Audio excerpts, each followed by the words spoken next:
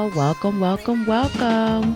This is the first official episode of the Never Stop Podcast with your host, your girl, Shari from DC. I want to give a special shout out to those of you that listen to the trailer and are listening right now. You know, it's very easy to get onto things when they're already popping. So I want to give a special shout out to those of you that are getting on board before it goes there. Now, I got a little popularity on social media sharing my candid experience with loneliness. I was a prime example of someone who hated to be lonely. I mean, I was an only child, so as an only child, I hated to be lonely. I always wanted to be with my cousins. I called my cousins my brothers. I was that person that if I made a friend, she was my sister because I hated to be by myself. And do you know, thinking about this topic, I said, there are literally women who hang around other women that they don't even like, but they hang with them because they don't want to be alone. This fear and apprehension that we have has stolen and really abated so many of our dreams and probably the paths that we've been on because we did not want to be alone. So that's what the topic is about today, embracing loneliness to reach new levels. So let's get into it, y'all. You know, I was thinking about this topic and I realized that since we were children in grade school, in order to get promoted and to get to the next level, you guys, we had to take tests and we had to pass them. Now, let me ask you, were we able to take those tests with our friends? I mean, many of us, we wanted to, of course, but no, of course not. We were not able to take those tests with our friends. Because ultimately in life, when it gets down to it, we sit in a class with others to learn information, or to some of my friends who may not be so academically inclined, so maybe the sports world is more appropriate for you. We may have been in the gym together working out, but ultimately our success is based on what we individually memorized and, more importantly, especially at this age, what we were able to retain to get the score required to advance. Your big brother may have been the high school's football star. Your sister could have been the cheerleading captain. But your ability to score or secure, that starting position is going to be based on how you tried out for the team. Did you meet the standards that were required? And individually, when you get on that field, can you help that football team win games?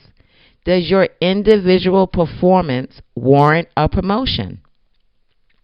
And, you know, just like in these situations, when you're studying or you're working out in the gym, there are times in your life where you need to be alone, where you need to be able to focus and truly tend to your own self-development.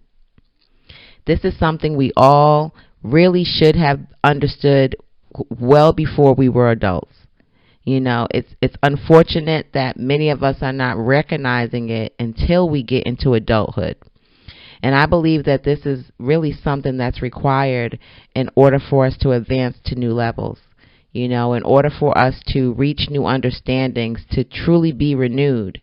And I fear that for some of us that thought we were little cute fly girls or the cool guy when we were young and teenagers and really fell into the propaganda that popularity and the acceptance of others, such as our peers, was the echelon of success, rather than taking advantage of that valuable time we had back then for self-development in order to find ourselves, to build and develop ourselves.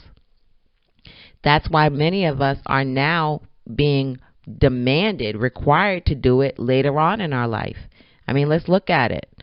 We always say that the people that were so-called the nerds in high school, they are now so successful. They're living the great lives. They're the ones out here balling.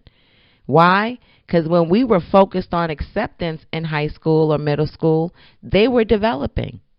When we were worried about that cute boy calling us, when we were 14 and 15 and 16, she was focused on her future. She wasn't distracted by those things. And many, and you guys know this, of the prettiest, most popular girls in your school, you can find years later not fulfilled in their life, in toxic relationships. They've either forgotten or just divested completely from their personal dreams for success, and they're overall emotionally just unhappy. Many of them are always in relationships in order to constantly avoid that ever-present whisper in our spirits telling us to be by ourselves. And I tell you, we will avoid this by any means necessary, even to our very own detriment. We will tolerate horrible situations just to not be lonely, just to not be able to prepare for a new place, to not be able to prepare for a new blessing, to not be prepared for new expectations, and even new tribulations.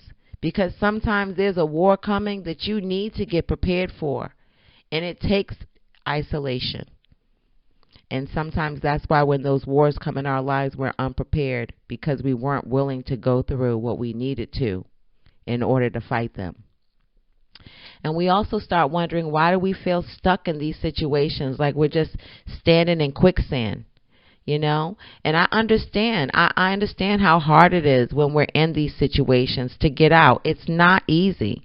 I stayed in unhealthy relationships for years to avoid basically my blessings. And that's the way you need to see it. It's the mind frame. It's the vantage point in which you see these relationships. They are truly blocking your blessings. They're preventing you from getting in that plane that's going to take you to your destination. They're extra baggage. Those periods of isolation is your plane ride. And it's crazy because even when we know a beautiful prize is at the end, we still have difficulty with the process. People don't talk a lot about this publicly, but I'm going to talk about it because, you know, I had my child later on in life, and when you're a new expecting mother, it can be very disrupting to your life. I mean, especially if you've been single for a while.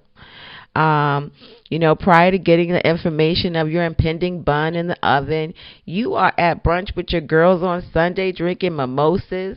Friday night, you might be with your man at a lounge sipping margaritas. You're just focused all about yourself and your life.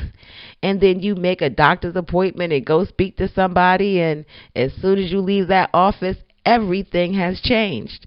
And for many of us, this is the first time we start experiencing some element of loneliness, you know, or at least individuals withdrawing from us, because we start to realize that this beautiful prize that's coming in 9 months requires us to focus on ourselves. It's not a group assignment. Your girls can drink. You can. Your man can still do everything that he wants to do. You can't. And, you know, people always say, wow, they were together for 5-10 years and then had a child and broke up. You know why so many relationships end after people have a child, in my opinion?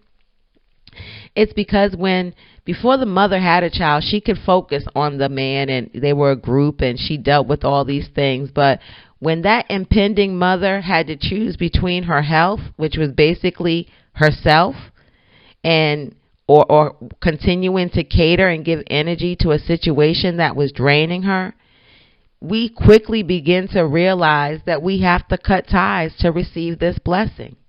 That in order to be the mother that we want to be, to raise the children in the environments that we want to raise our children in, for some of us, this was the first time we actually chose to be alone. It's the first time we put ourselves in front of the person that we were with. And we did it all to receive a blessing in becoming a mother. So when you look at it and you realize that isolation oftentimes, or focusing on yourself oftentimes, brings great blessings, why do we fight being alone?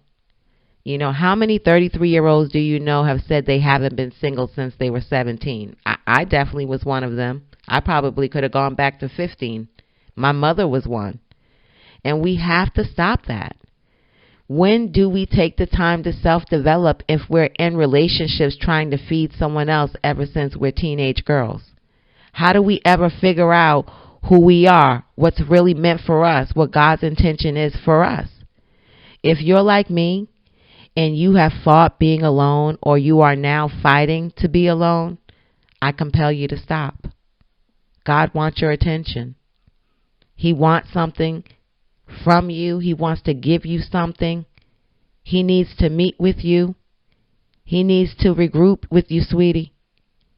I think you got lost out there, and he wants you to come in the house for a while to get back to who you were. Block out all that noise that you have around you. And it's necessary. It's required. And when you keep running, almost like a character in a movie where you're running from house to house or room to room in an apartment, you can run into random people's situation.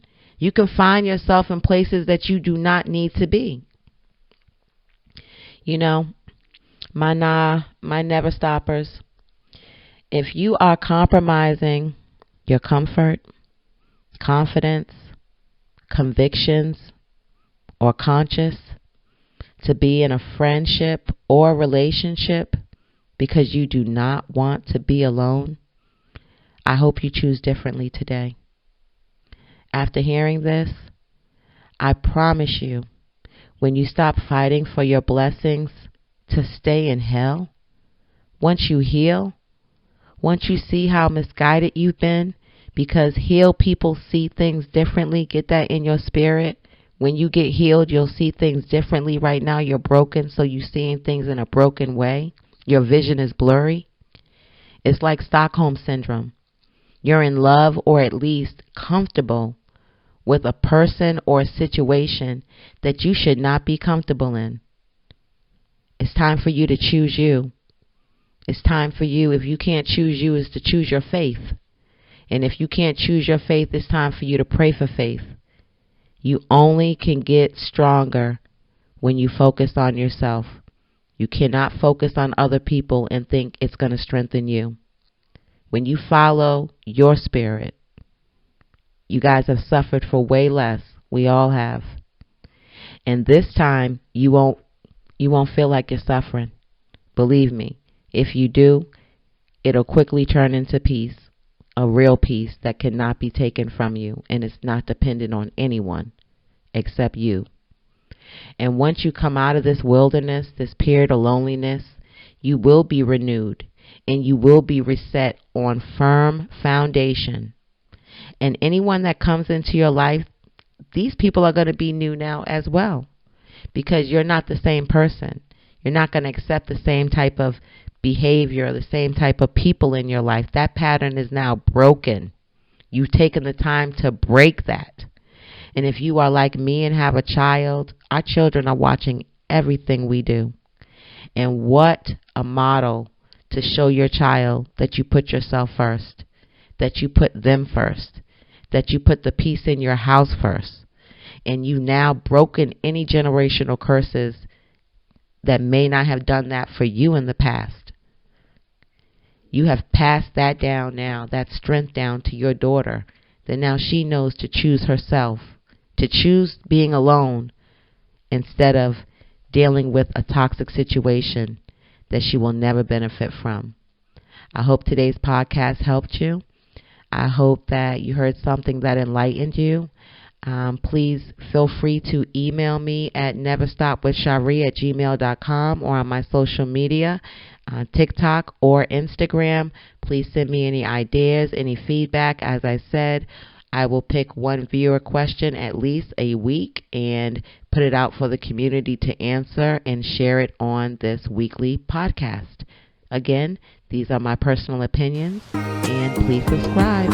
Have a blessed day. As always, leaving you with the words of my beautiful great-granddaddy, may you live as long as you want to, and want to as long as you live. Never stop, y'all.